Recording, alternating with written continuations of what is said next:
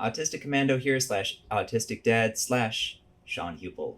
I'm going to talk about the reason we have burnout. Okay, so let me break this down in a simple analogy. You have these things called neural pathways. These are pathways through your brain where information travels through. Imagine this. When you first start with a neural pathway with a certain thought process, it's like a little road. Okay, it's a dirt road, and then as more information travels through that road, it expands because the city, which is your brain, decides to expand it. And through that expansion, it goes into a highway, and then eventually a freeway. Soon enough, you've got like this super mega freeway that has like 4 lanes in 2 directions. So that's going to happen, and it happens naturally as neural pathways get reinforced. Now imagine this. Freeways, they get time to cool down at night. And that's actually very important for freeways. Because when you get too much heat through freeways, too much heat on concrete, eventually they'll start to wear. And the more you use them and the more you push through them, they need that cool off time. You need to have that sleep time or that rest time on those neural pathways. Following me so far? Cool. When you push through burnout is basically the city saying, okay, we need to shut the freeway down for a little bit and let it cool off.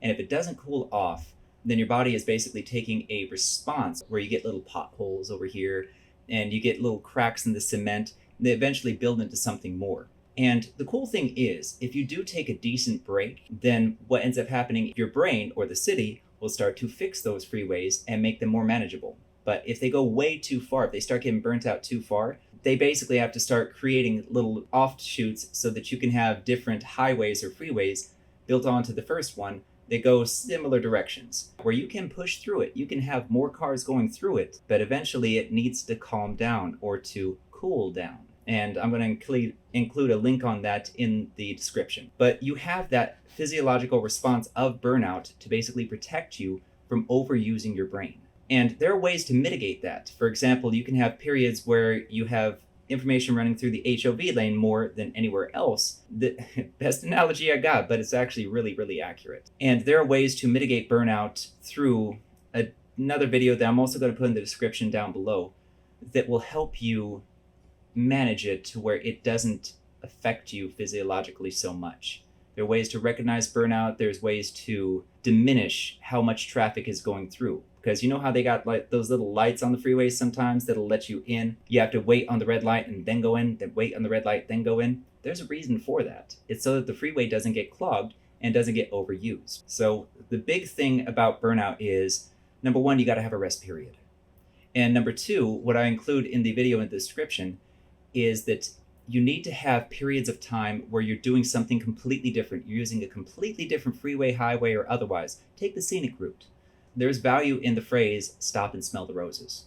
If you're not stopping to smell the roses, then what ultimately happens is you are overusing that freeway when you could be doing something else that may also create beneficial other neural pathways or highways and encourage traffic in a different direction. And I recommend having at least 2 other highways, because here's the thing. There's such a thing called video game fatigue. And video game fatigue is, I love video games. People love video games. A lot of people love video games. And when you're using video games too much, you can burn out on video games too. Ask me how I know.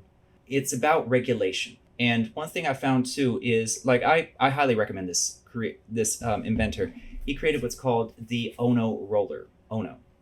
And the ONO Roller, I love how I could show it like this, and all of a sudden it like shows up the right way, because it's like, anyway. But the ONO Roller is kind of like a fidget spinner, only it's much more discreet, and you can use it within your work environment, within your school environment, and it doesn't make too much noise. Like, it's really, really sturdy. It's really, really sturdy.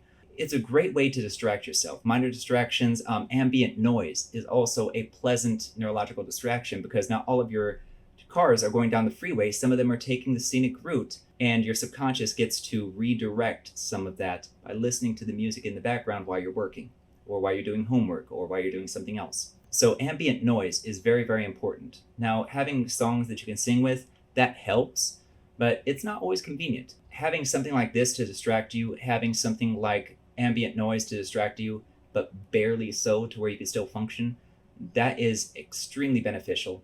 And then give yourself time, at least 30 minutes per day, bare minimum. And I mean bare minimum.